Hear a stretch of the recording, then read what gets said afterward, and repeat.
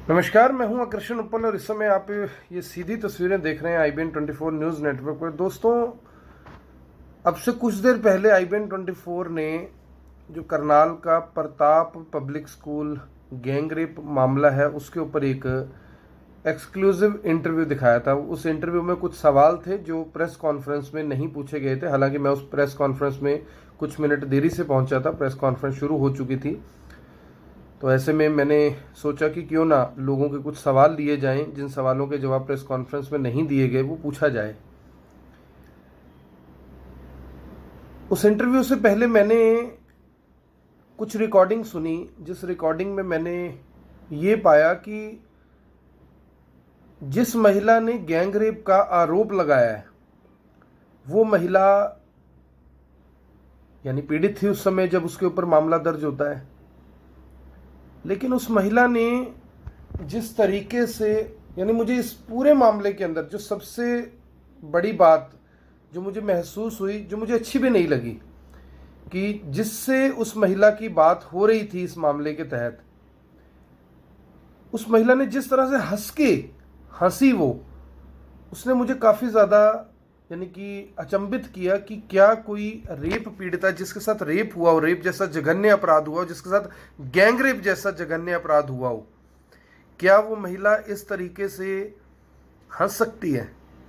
उस महिला ने क्यों एक बार भी, जो बीच में व्यक्ति बात कर रहा था, उसे ये क्यों नहीं कहा कि मेरी सुनवाई होनी चाहिए, पुलिस मेरी शिकायत पर कार्रवाई करे, पुलिस आरोपियों की गिरफ्तारी करे, मुझे न्याय नहीं मिल रहा, अगर मुझे न्याय ना मिला तो मैं हाई कोर्ट तक जाऊंगी, मैं सुप्रीम कोर्ट तक जाऊंगी। लेकिन उस महिला ने एक ही बात बार बार दोहराई। पहली बात उसने बोली कि मेरे ऊपर लगभग 6 लाख रुपए का लोन है, मैं उसकी 37-38 हज़ार रुपये महीने की किश्त देती हूँ। यहाँ पर नोट करने वाली बात है कि उस महिला की 37,000 कुछ रुपये तनख्वाह भी थी प्रताप पब्लिक स्कूल में जब वो काम करती थी। मामला आप सबको पता है, मुझे शुरू से बताने की ज़रूरत नहीं है। लेकिन सवाल यहाँ पर यह है कि उस महिला ने एक बार भी उस रिकॉर्डिंग में ये बात क्यों नहीं बोली कि उस महिला के साथ गलत हो रहा है, उसके इंसाफ नहीं मिल रहा, उसके साथ अन्याय हो रहा है। जबकि करनाल का मीडिया, करनाल की जनता, करनाल की सामाजिक संस्थाएं, महिला आयोग उस महिला के साथ खड़े थे। महिला आयोग जब करनाल आया था तो उस महिला ने, यानी कि महिला आयोग के समक्ष वो पेश भी नहीं हुई। समझिए इस बात को कि ये क्या इशारा करती है। मैं बिल्कुल ये बात नहीं कह रहा कि जो आरोप प्रताप पब्लिक स्कूल के मालिक अजय भाटिया के ऊपर लगे हैं वो गलत है। मैं बिल्कुल भी ये नहीं कह रहा कि उस महिला के साथ गैंगरेप नहीं हुआ होगा। मैं बिल्कुल भी ये नहीं कह रहा कि अजय भाटिया निर्दोष है। मैं बिल्कुल ये नहीं कह रहा कि उनकी जो रेपुटेशन है, जिस तरह के कमेंट्स आते हैं, जिस तरह से लोग उनके बारे में समझते हैं, वो बहुत अच्छी है। लेकिन मैं ये ज़रूर कह रहा हूं कि जिस महिला के साथ गलत हुआ उसने ये सौदा आखिर किया क्यों? सवाल ये उठ रहे हैं कि अजय भाटिया के बेटे ने जब हमें इंटरव्यू दिया, प्रतीक भाटिया ने, तो उन्होंने कहा कि हमसे 1 करोड़ 20 लाख रुपए की डिमांड की गई। वो 1 करोड़ 20 लाख रुपए की डिमांड इस तरह से बताई गई कि मेरी जो तनख्वाह है वो लगभग जैसे 50,000 रुपये के आसपास है, तो 1 साल की तनख्वाह बनती है लगभग 6 लाख रुपए, 20 साल की तनख्वाह बनती है 1 करोड़ 20 लाख रुपए। ये ऑन रिकॉर्ड है, 1 करोड़ 20 लाख रुपए इस हिसाब से उन्होंने बताया। और मैं हैरान था कि हमने कितने, यानी कि खबरें चलाई, मैंने चलाई, अन्य मीडिया वालों ने चलाई। जाहिर सी बात है कि जिनके ऊपर आरोप हैं, चाहे वो अजय भाटिया हो, चाहे वो तहसीलदार हो, चाहे वो स्कूल की प्रिंसिपल हो, उन्हें हम अच्छे तो लग नहीं रहे होंगे। ज़रूर सोच रहे होंगे कि जब वक्त आएगा इनसे बदला ज़रूर लेंगे। ज़रूर सोच रहे होंगे कि जब कभी मौका मिला तो इन्हें भी मजा चखाएंगे। ज़रूर ये बात सोच रहे होंगे कि कोई बात नहीं, आज हमारे ऊपर पूरा दिन है, इनका भी वक्त आएगा तब इस बात का इनका इलाज करेंगे, जैसा अक्सर लोग सोचते हैं। ऐसे में सवाल ये उठता है कि जो आम जनता, जिसका इतना बड़ा समर्थन उस महिला के साथ था और शायद आज भी है, मैं इस बात से इनकार नहीं कर रहा, आज भी हो सकता है कि एक तबका उस महिला के साथ खड़ा हो, क्या ये उस भावनाओं का सम्मान है? मेरे को ये बात अलग रही है। यानी मैं ये बात सोच रहा हूं कि आखिर जब महिला आयोग करनाल आया वो महिला क्यों पेश नहीं हुई? उससे पहले तो उन्होंने ये बात बोली थी कि मुझे न्याय चाहिए। अगर उसे न्याय चाहिए था वो एसआईटी के समक्ष पेश क्यों नहीं हुई? ये भी आरोप लग रहा है कि वो एसआईटी के समक्ष पेश नहीं हुई। तीसरी बात, उस महिला ने 164 के तहत जब बयान दर्ज करवा दिए तो आखिर क्यों अजय भाटिया को उन्होंने एफिडेविट दिया और ये कहा कि जो वकील हैं वकीलों ने क्या लिखा मुझे इस बारे में कोई जानकारी नहीं है, मैंने तो सिर्फ साइन किए थे। वो एफिडेविट आज अमर उजाला अखबार में छपा भी हुआ है। तो सवाल यह है कि क्या आपकी और हमारी भावनाओं के साथ खिलवाड़ किया गया? क्या मीडिया ने जो खबरें चलाई, क्या इससे आगे से क्या मीडिया बचेगा नहीं इस तरह का कोई भी मामला उठाने से? क्योंकि ये बात बिल्कुल सच है कि 100 में से लगभग 90 रेप के मामले गलत साबित होते हैं बाद में अंत में जाकर, लेकिन यह भी सच है कि 10 मामले सच्चे साबित होते हैं। अब महिला उस 10 में है या 90 में है, इस बात का फैसला आपको करना है, मैं तो इसमें कोई कमेंट नहीं कर सकता। लेकिन यहां पर सवाल गंभीर है पुलिस के ऊपर भी कि पुलिस ने पहले यानी कि मामला दर्ज किया, दोनों ही मामलों में एसआईटी बना दी। एसआईटी की आज तक कोई जांच रिपोर्ट नहीं है, कोई पुलिस वाला इस मामले में बोलने के लिए तैयार नहीं है, चाहे पुलिस के कितने ही बड़े अधिकारी क्यों ना हो, किसी ने भी इसके ऊपर कोई बयान नहीं दिया। करनाल की जो आईजी हैं भारती अरोड़ा, वो खुद एक महिला है, उन्होंने भी इस बारे में कुछ नहीं कहा। लेकिन जब शिकायत जाती है अजय भाटिया की तरफ से कि आज हम पैसे देने वाले हैं, हमारी शिकायत पर कार्रवाई की जाए तो कार्रवाई तुरंत होगी, तो सवाल तो उठेंगे, लोग तो इस बात पे सवाल करेंगे कि आखिर पुलिस ने जो ये मामला दर्ज किया और तुरंत अरेस्ट किया, ऐसी ही कार्रवाई क्या आम आदमी की शिकायत पर भी होती है? चाहे पुलिस ने ये कार्रवाई सही की, लेकिन सवाल तो पुलिस के ऊपर भी उठ रहे हैं कि आखिर जो आरोपी थे, अजय भाटिया थे, तहसीलदार थे और जो स्कूल के प्रिंसिपल थे, उनकी गिरफ्तारी तो हुई नहीं, लेकिन महिला की गिरफ्तारी हो गई। मैं यहां पर यह सोचने पर विवश हूं कि मीडिया ने कितने जोर शोर से, तमाम जितना मीडिया था, अखबार था, इलेक्ट्रॉनिक था, सोशल मीडिया था, सबने महिला का साथ दिया। मैं आपको बता दूं कि उस महिला से मैंने भी संपर्क करने की कोशिश की थी उसका इंटरव्यू लेने के लिए, लेकिन जो लोग बीच में थे उन्होंने मुझे ये बात बोली कि वो महिला सिर्फ और सिर्फ अपने एडवोकेट के चैम्बर पर ही इंटरव्यू देगी, जिसके लिए मैं तैयार नहीं था, क्योंकि मुझे पता है कि इस तरह की चीजें मैनिपुलेट हो जाती हैं। मैंने उन्हें कहा था कि वो कहीं पर भी इंटरव्यू दे, लेकिन मैं लॉयर के चैम्बर पर इंटरव्यू नहीं लूंगा। क्योंकि देखिए, जब महिला ने आरोप लगाया तो सवाल तो उनसे भी पूछे जाएंगे। कहा गया था कि सवाल आप ज्यादा नहीं पूछेंगे, वो महिला बहुत ज्यादा डिप्रेशन में है। अगर वो महिला डिप्रेशन में थी तो वो महिला आयोग के समक्ष पेश क्यों नहीं हुई? अगर वो महिला डिप्रेशन में थी, एसआईटी के समक्ष पेश क्यों नहीं हुई? और अगर वो महिला ज्यादा डिप्रेशन में थी तो आखिर वो कोर्ट में पैसे लेने के लिए कैसे आ रही थी? ऐसा बताया जा रहा है, मोबाइल लोकेशंस ये बता रही हैं कि जिस दिन महिला की गिरफ्तारी हुई है 7.25 लाख रुपए के साथ, उससे 2-3 दिन पहले से वो करनाल के सेक्टर 12 में लगातार आ रही थी। हालांकि जांच का विषय, मैं इसके ऊपर कोई कमेंट नहीं करना चाहता, लेकिन क्योंकि संपर्क सभी के होते हैं, पुलिस में सूत्र सभी के होते हैं, हम लोग भी कुछ जानकारियां इस तरह से प्राप्त कर लेते हैं।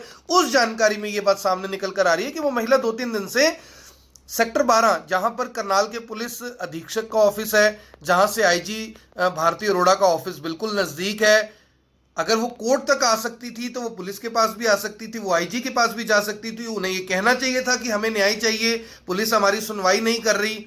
आखिर क्यों उन्होंने ऐसा नहीं किया? यहां पर सवाल वकीलों के ऊपर भी खड़े हो रहे हैं। एक वकील यानी कि जिसका नाम महिला ले रही है, और एक वकील जिसका नाम प्रताप पब्लिक स्कूल वाले ले रहे हैं, अजय भाटिया के बेटे ले रहे हैं। यानी कि कहीं ना कहीं वकीलों ने इस पूरे मामले में अहम रोल निभाया है, चाहे एफआईआर दर्ज करने में निभाया हो, चाहे उस महिला को पकड़वाने में निभाया हो, चाहे गैंग माफ कीजिएगा जो है जाल फंसाने के लिए, चाहे कुछ भी हो। लेकिन ये बात तो सच्ची हो चुकी है, इस बात को झुठलाया नहीं जा सकता कि अगर आरोप अजय भाटिया पर जो लगे थे वो सच्चे हैं, तो आरोप कहीं ना कहीं ये भी सही लग रहे हैं जो महिला के ऊपर फिलहाल लगाए गए हैं। अगर मैंने वो रिकॉर्डिंग ना सुनी होती, हालांकि मैं बार बार उन्हें ये बात कह रहा था कि आप मुझे ये रिकॉर्डिंग दे दीजिए, मैं इस रिकॉर्डिंग को चलाना चाहता हूं। उन्होंने अपने एडवोकेट से बात की तो एडवोकेट ने इस बात से इनकार किया कि नहीं, हम वो रिकॉर्डिंग आपकी संतुष्टि के लिए सुना जरूर रहे हैं, लेकिन हम वो रिकॉर्डिंग दे नहीं सकते, क्योंकि इससे कहीं ना कहीं सामने वाली जो पार्टी है उसे ये पता लग जाएगा कि हमारी क्या क्या चीजें जो अजय भाटिया हैं उनके पास हैं। अब सवाल यहां पर एक और है कि जिस तरह के सबूत अजय भाटिया ने आज अजय भाटिया के बेटे ने मीडिया को बताए, कहा कि एफिडेविट्स हमारे पास है, काफ़ी पेपर हमारे पास है, वीडियोस हैं जो उन्होंने शायद स्ट्रिंग की हैं या किसी भी तरीके से रिकॉर्ड की हैं, ऑडियो जिस तरह की उनके पास हैं। वहाँ पर सवाल ये हो रहा है कि आखिर जो पीड़ित महिला है वो आखिर क्यों इस तरह का कोई सबूत पेश नहीं कर पाई, क्यों पीड़ित महिला हैं या उनके वकील हैं वो कोई सबूत क्यों नहीं दे पा रहे। हालांकि अजय भाटिया जो कि प्रताप स्कूल के मालिक हैं, उनके ऊपर पहले भी इस तरह के आरोप लगते रहे हैं। ये यानी मेरे लिए कोई नई बात नहीं है, करनाल के लोगों के लिए नई बात नहीं है, लेकिन सवाल ये जरूर उठ रहे हैं कि आखिर जो महिला है वो यानी कि जांच कमेटी के समक्ष पेश ना होना, महिला आयोग के समक्ष पेश ना होना, एफिडेविट्स इस तरह से देना कि मेरे से तो पुलिस ने माफ कीजिए, मेरे से तो वकील ने इस तरह से लिखवा लिया, क्यों, क्या जरूरत थी। वो महिला सीधा कोर्ट में पेश हो सकती थी कि मेरे ऊपर दबाव बनाया जा रहा है। वो हाई कोर्ट जा सकती थी कि मुझे जान का खतरा है, मुझे सिक्योरिटी दी जाए, और मुझे ऐसा लगता है कि हाई कोर्ट यह आदेश जरूर देता कि महिला को सिक्योरिटी दी जाए। वो आखिर महिला कुरुक्षेत्र से करनाल एक्टिवा पर क्यों आई, ये बहुत बड़े गंभीर सवाल है। और जिस तरह से उस महिला ने फोन पर बात की है, जितना खुलकर बात की है, वो अपने आप में एक सवाल जरूर पैदा कर रहे हैं कि आखिर सब कुछ ठीक नहीं था, सब कुछ ठीक नहीं है। अगर आरोप अजय भाटिया पर जो लगे हैं वो सच्चे हैं, तो जो आरोप महिला पर लग रहे हैं उससे इनकार नहीं किया जा सकता। हालांकि जो करनाल के लोग हैं वो इस बात को मानने के लिए तैयार नहीं है। उनको ये लगता है कि शायद पुलिस ने उन्हें फंसाया। ऐसा हो भी सकता है, मैं इस बात से फिर इनकार नहीं कर रहा, ऐसा हो भी सकता है। लेकिन जो रिकॉर्डिंग सामने आई है उसका क्या जवाब है। यहां पर सवाल एक और भी है कि आखिर जो यानी कि अजय भाटिया हैं वो मीडिया के सामने क्यों नहीं आए। कहा गया कि वो बहुत ज़्यादा डिप्रेशन में हैं।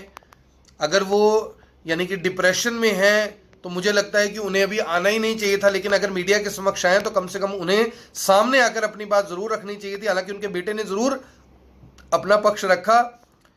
मैंने उनसे ये भी सवाल किया था कि आप इतने समय से मीडिया के समक्ष क्यों नहीं आए, आज ही आप मीडिया के समक्ष क्यों आए। तो उन्होंने कहा कि क्योंकि हमें पहले वकील ने ऐसा कहा था, मैं नहीं समझता कि कुछ ऐसा था या नहीं था, लेकिन आज वो मीडिया के समक्ष आए हैं। अब सवाल ये उठ रहे हैं कि आखिर जो कार्रवाई महिला के ऊपर हुई है वो सच्ची है या नहीं है। आज ये भी दावा किया जा रहा था कि जो महिला है उनकी एंटीस्पेक्ट्री तो नहीं हो सकती, खैर उनकी बेल के लिए आज अप्लाई किया जाएगा। उसमें क्या कुछ रहा वो भी मैं अभी पता करके कोशिश करूंगा कि उसमें आपको अपडेट दूं। ये भी सच है कि उस महिला को जब पकड़ा गया, पुलिस ने अरेस्ट किया, कोर्ट के समक्ष पेश किया, तो जो न्यायाधीश है उन्होंने काफ़ी ज़्यादा फटकार लगाई करनाल पुलिस को। उसके बावजूद भी जो करनाल पुलिस है वो इस बात के लिए बिल्कुल भी चिंतित नहीं है। उनका कहना है कि हमारे पास रेलेवेंट प्रूफ्स हैं, हम यानी कि इस बात पे पूरी तरह से श्योर हैं कि जो रिकॉर्डिंग्स है वो महिला की ही है। अब वो श्योर कैसे हैं, क्या एफएसएल जांच हुई है या नहीं हुई, इस समय जो गेंद है वो कहीं ना कहीं करनाल पुलिस के पाले में अब चली गई। पुलिस को चाहिए कि वो सामने आए, इस पूरे मामले पर खुलासा करे कि आखिर ये पूरा मामला है क्या। क्या महिला ही पीड़ित है या अजय भाटिया आरोपी है, या अजय भाटिया ने जो आरोप लगाए हैं वो सच है और महिला आरोपी है। क्योंकि मुझे ये बात बताते हुए आपको बिल्कुल भी संकोच नहीं होगा कि अगर वो महिला हाई कोर्ट का रुख करती, जैसा कि करनाल के कुछ वकीलों ने, करनाल के कुछ बड़े वकीलों ने, जिसमें कांग्रेस के नेता हैं वीरेंद्र राठौर, उन्होंने ये बात एक बार बोली थी कि अगर वो महिला चाहे तो मैं उनका साथ दे सकता हूं, हाई कोर्ट में जा सकता हूं उनके साथ, लेकिन वो एक बार बात तो करें कि वो क्या चाहती हैं। क्योंकि ये बात भी उठ रही थी कि अगर 376 जैसे कि गैंग रेप के आरोप थे, अगर उसमें आरोपियों की गिरफ्तारी ना हो तो पीड़ित हाई कोर्ट जा सकता है, वहां पर जाकर कोर्ट से ये आग्रह कर सकता है कि आरोपियों की गिरफ्तारी हो, लेकिन ऐसा भी नहीं हुआ। तो सवाल तो देखिए उठ रहे हैं। मैं फिर बार बार इस बात को रिपीट कर रहा हूं कि अजय भाटिया निर्दोष हैं, मैं ये नहीं कह रहा। हो सकता है वो आज आरोपी हैं, कल को दोषी भी बन जाएं। मैं बिल्कुल ये नहीं कह रहा कि उन्होंने ये किया ही है, हो सकता है ऐसा ना हो, लेकिन ये बात पूरी तरह से इस समय प्रतीत हो रही है कि जो महिला है उनकी कहीं ना कहीं जो मंशा है उसके ऊपर जो सवालिया निशान लग रहे हैं, इसका जवाब तो वो महिला ही अब जब भी बाहर आएंगी आकर दे सकते हैं। मैं उस महिला को भी इस वीडियो के माध्यम से बताना चाहूँगा, कहना चाहूँगा, पूछना चाहूँगा कि जब भी आप आएँ आप अपने परिवार के साथ, रिश्तेदारों के साथ, अपने पति के साथ, अपने बच्चों के साथ, किसी के साथ भी मीडिया के समक्ष जरूर आए। हम आपका, अगर आप पीड़िता हैं, आपके साथ गलत हुआ है, तो हम आपके साथ खड़े हैं, आज भी साथ खड़े हैं, क्योंकि अभी तक नहीं पता कि कौन सच्चा है कौन गलत है। लेकिन आप एडवोकेट्स की बातों में ना आए, क्योंकि जिन एडवोकेट्स के चक्कर में आप लोग पड़े हुए हैं, ये पूरे का पूरा जो आज जो स्थिति ये बनी है, ये कहीं ना कहीं उन्हीं की बदौलत बनी है। आरोप इस तरह के भी लगाए जा रहे हैं कि जो करोड़ों रुपए की डील की बात शुरू हुई थी, उसमें भी एक ऐसे एडवोकेट का नाम सामने आ रहा है जो इस पूरे मामले में शुरू से लेकर अंत तक बना हुआ है। मेरे को उनका नाम लेने की जरूरत नहीं है, लगभग सभी जानते हैं। और ये पूरे का पूरा जो गेम प्लान है, इसमें एडवोकेट का बहुत बड़ा रोल है। वो रोल किस लिए, ये भी मुझे बताने की जरूरत नहीं है। और जो महिला है, अगर उस महिला के साथ गलत हुआ था और अगर आज वो आरोपी है, तो इसके पीछे भी कहीं ना कहीं बहुत बड़ी जो साजिश है वो मुझे लग रही है। साजिश किसी भी तरफ से हो सकती है, लेकिन मैं उस महिला को भी ये बात कहना चाहूंगा कि अगर आपके साथ गलत हुआ, मैंने पहले भी आपसे संपर्क करने की कोशिश की थी, अगर आपके साथ गलत हुआ, आप अपने परिवार के साथ, किसी के साथ भी सामने आइए। हम पूरी आइडेंटिटी आपकी डिस्क्लोज नहीं करेंगे, आपका चेहरा नहीं दिखाएंगे, आपकी पूरी बात जनता के सामने, सभी के सामने रखेंगे। लेकिन वकीलों से थोड़ा सा बचकर चलिए, क्योंकि जो करनाल के ज़्यादातर वकील हैं वो इस बात को मान रहे हैं कि जो ये पूरा मामला आज यहाँ तक पहुँचा है, इसमें वकीलों की बहुत बड़ी भूमिका है। मुझे हमदर्दी है उस महिला के साथ भी, क्योंकि उस महिला को फिलहाल, वो कल तक जो पीड़िता थी, आज वो आरोपी हैं। बहुत दिक्कत भरा ये पूरे का पूरा प्रकरण रहा है। अगर उस महिला के साथ वाकई नाइंसाफ़ी हुई है तो उसे इंसाफ मिलना चाहिए। लेकिन कहीं ना कहीं देखिए, आज शक की सुई तो घूम गई है, क्योंकि वीडियो मैंने खुद सुना है। अगर मैंने ना सुना होता तो मुझे लगता कि भाई अगर ऐसा है तो मैं तो इसे नहीं मानता। मैं, हालांकि मैं आपको बता दूं कि जब मैंने इंटरव्यू किया था, मैंने उन्हें पहले कहा था कि आप मुझे वो ऑडियो सुनाइए और दीजिए भी। देने से उन्होंने इनकार किया, लेकिन मैंने वो 2-3 ऑडियो सुनी है जिसमें महिला के पति की भी कुछ बातें सामने आई हैं, उस महिला की भी रिकॉर्डिंग सामने आई है। और जिस तरह से हंसते हुए उस महिला ने बोला है, उससे कहीं ना कहीं लग रहा है कि महिला ने भी, यानी कि कहीं ना कहीं मीडिया ने जो जोर शोर से मामला उठाया, उसकी सौदेबाजी करने की कोशिश की। आम जनता, जिसमें बड़ी संख्या में महिलाएं थी, पुरुष थे, हर तरह के लोग थे, उन लोगों ने यानी कि महिला का एक किस्म से साथ दिया, समर्थन दिया कि हम उनके साथ हैं। हम भी कहते थे हम उनके साथ हैं, हमने बहुत सारी चीज़ें चलाई। लेकिन मुझे अफसोस है कि उस महिला ने कहीं ना कहीं, यानी इन भावनाओं को कहीं ना कहीं बेचने का काम किया, और ये बहुत दुखदाई है। आगे से किसी के साथ सही होगा भी तो मीडिया, मुझे लगता है कि बहुत ज़्यादा जोर शोर से ऐसे मामलों को नहीं उठाएगा, क्योंकि जितना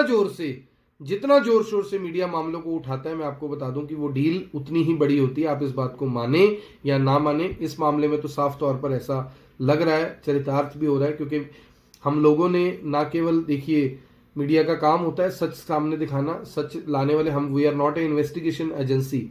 लेकिन जब भी हम किसी के लिए लड़ाई लड़ते हैं, बजाज फाइनेंस का मामला ले लीजिए, सेक्टर 14 में जो कब्जादारी थे उनका मामला ले लीजिए, हर तरीके से जब भी आप किसी का साथ देते हैं तो दूसरे की आंखों में आप खटकते हैं। वो आपसे बदला लेना चाहता है, आपका नुकसान करना चाहता है। लेकिन अब ये सब किसके लिए करें? जो लोग जाकर सौदेबाजी कर रहे हैं उनके लिए, या जिनके साथ वाकई नाइंसाफ़ी हो रही है, जो वाकई पीड़ित हैं, जिनको न्याय नहीं मिल रहा है, या उनके लिए? मैं नहीं जानता कि लोग ये सवाल क्यों उठा रहे हैं कि मीडिया बिक गया। अरे मीडिया बिकना होता तो उस स्टेज पर बिकता जिस स्टेज पे बिकने की जरूरत थी। आज मीडिया को बिकने की क्या जरूरत है? आज तमाम मीडिया वहां पर आया हुआ था। हमने जो सवाल लिए वो सवाल आपके थे, आप लोग वो सवाल पूछ रहे थे। मीडिया कैसे बिक सकता है? और अगर आपको लगता है कि एक मामले में, यानी कि बजाज फाइनेंस का जब हमने मामला उठाया, कितना बड़ा मामला था, उसमें भी बहुत यानी कि बड़े बड़े प्रपोजल हमारे पास आए। आज भी हम बजाज फाइनेंस के खिलाफ डटकर लड़ाई लड़ रहे हैं।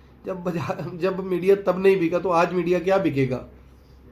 तो अपने आप को, मैं समझता हूं कि जो लोग इस बात को समझ रहे हैं कि महिला के साथ नाइंसाफ़ी हुई है, मुझे लगता है कि उन्हें दोनों पहलू सोचने चाहिए कि 2.5 महीने तक महिला ना तो कोर्ट गई, ना किसी इन्वेस्टिगेशन एजेंसी के समक्ष पेश हुई, ना उस महिला ने इस दौरान कोई शिकायत दी, ना उस महिला ने कोई निवेदन दिया कि आरोपियों की गिरफ्तारी करो। ये सब कुछ जांच का विषय है, जांच इस पर होनी चाहिए, सवाल इस पर उठने चाहिए, और इसके जवाब भी सभी को ज़रूर मिलने चाहिए। क्योंकि हमारा काम है कि हम सवाल भी उठाएं, उसके जवाब भी लें। लेकिन लगातार जब हम लगातार ये बात पूछ रहे हैं कि आरोपी सामने क्यों नहीं आ रहे, तो लोग कह रहे थे हाँ आरोपियों के सामने आना चाहिए, अपनी बात रखनी चाहिए। आज हमने आरोपियों के सामने रखा, अन्य मीडिया ने सामने रखा तो कह दिया कि जी मीडिया तो बिकाऊ है। यानी कि आप या तो सच सुनना नहीं चाहते, आपको वो झूठ, मीठा झूठ अच्छा लग रहा है लेकिन कड़वा सच आपको अच्छा नहीं लग रहा। मैं ये कहना चाहूंगा, आप यानी कि समझने का प्रयास करें कि अगर अजय भाटिया पर लगे हुए आरोप सच्चे हैं तो ये बात भी गंभीर चिंता का विषय है कि आखिर उस महिला ने क्यों ऐसा कहा कि मेरे ऊपर 6 लाख रुपए का लोन है, 37,000 रुपये महीने की किस्त है। ये भी तो कह सकती थी कि मुझे न्याय चाहिए, आरोपियों की गिरफ्तारी होनी चाहिए, आरोपी मुझे परेशान कर रहे हैं, मुझे उनसे जान का खतरा है। ऐसी कोई बात मुझे किसी भी ऑडियो में सुनने को नहीं मिली।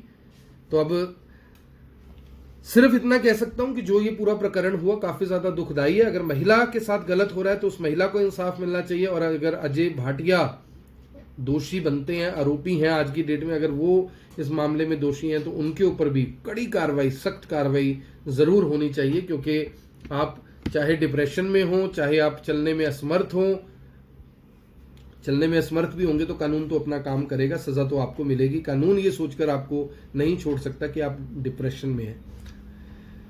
अब सभी लोगों से अपील, अगर आपको लगता है कि इस वीडियो को शेयर करना चाहिए तो शेयर जरूर करें, और इस पूरे मामले पर आप क्या सोचते हैं इस पर अपनी राय जरूर रखें। बहुत बहुत धन्यवाद। जय हिंद, जय भारत।